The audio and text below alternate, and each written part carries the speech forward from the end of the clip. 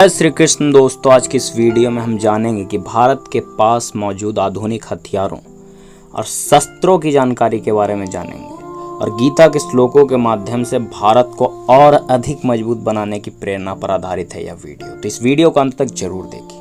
भारत के पास कौन कौन से प्रमुख हथियार जो अभी मौजूद हैं। तो पहले हम बात करते हैं मिसाइल्स की। अग्नि मिसाइल श्रृंखला, अग्नि 1 से लेकर अग्नि 5 तक यह मिसाइलें परमाणु हथियार ले जाने में सक्षम है। अग्नि 5 की रेंज 5000 से 8000 किलोमीटर है, जिससे भारत, चीन और यूरोप तक निशाना साध सकता है। फिर है पृथ्वी मिसाइल, यह सतह से सतह पर मार करने वाली मिसाइल है। इसकी रेंज है 150 से 350 किलोमीटर। परमाणु हथियार से लैस की जा सकती है इसे। फिर है ब्रह्मोस सुपरसोनिक मिसाइल, भारत रूस की संयुक्त परियोजना, दुनिया की सबसे तेज क्रूज मिसाइल है। इसे जल, थल और वायु से छोड़ी जा सकती है। चौथी है नाग और पिनाका।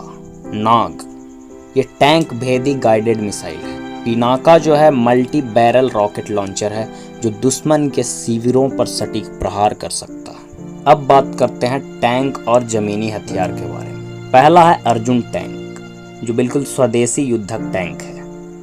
शक्तिशाली तोप, थर्मल इमेजिंग, आधुनिक नेविगेशन से युक्त है और यह अर्जुन टैंक बहुत ही शक्तिशाली है। और सबसे बड़ी बात, ऐसी और टैंकों की आवश्यकता है क्योंकि ये स्वदेशी है और हमें इसका प्रोडक्शन ज़्यादा करना चाहिए। दूसरा है T-90 भीष्म, ये रूस से प्राप्त टैंक है जो भारत के द्वारा अपग्रेडेड किया गया है।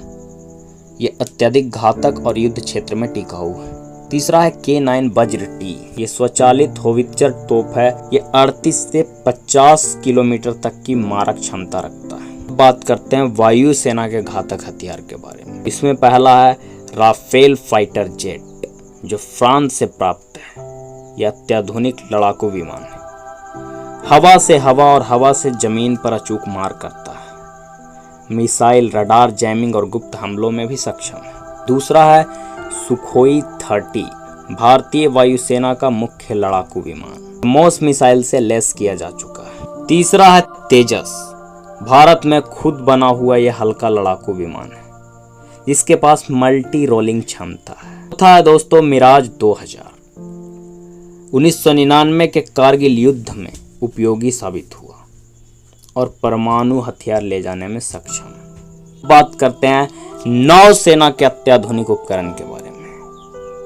पहला है INS विक्रांत, जो भारत का पहला स्वदेशी विमान वाहक पोत है। 30 से अधिक फाइटर जेट और हेलीकॉप्टर तैनात करने की क्षमता है इसमें। दूसरा है INS अरिहंत, परमाणु पनडुब्बी है, भारत की परमाणु त्रिकोण रणनीति न्यूक्लियर ट्रायड का हिस्सा। तीसरा है स्कॉर्पिन क्लास पनडुब्बियां, जिनको कलवरी क्लास भी कहते हैं।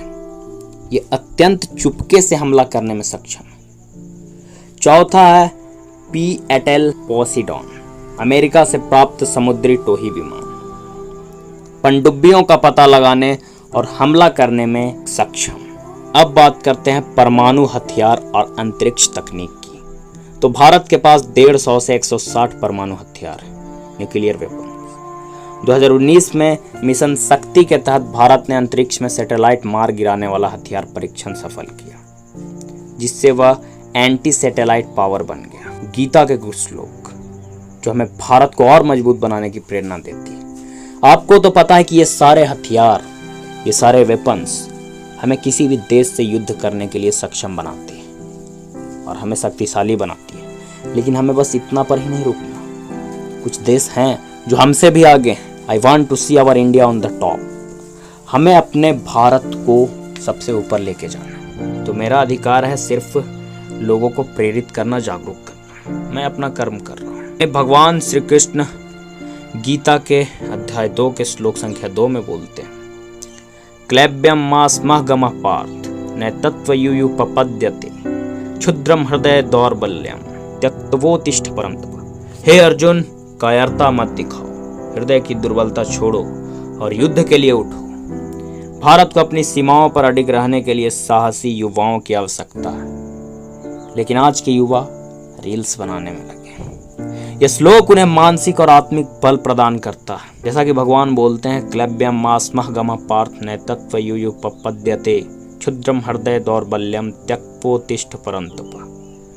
कायरता मत दिखाओ, हृदय की दुर्बलता को छोड़ो और युद्ध के लिए उठो। भगवान जैसा कि बोलते हैं गीता के अध्याय 3 के श्लोक 19 में, तस्माद सक्तः सततम कार्यम कर्म समाचर असक्तो ह्यचरण कर्म परमाप्नोति पुरुष। इसलिए निष्काम भाव से अपना कर्तव्य करते रहो, क्योंकि ऐसा करने वाला व्यक्ति परम लक्ष्य को प्राप्त करता है। इसलिए भारत के विकास में यदि हर व्यक्ति बिना स्वार्थ के योगदान दे तो हमारा देश आत्मनिर्भर बन सकता है।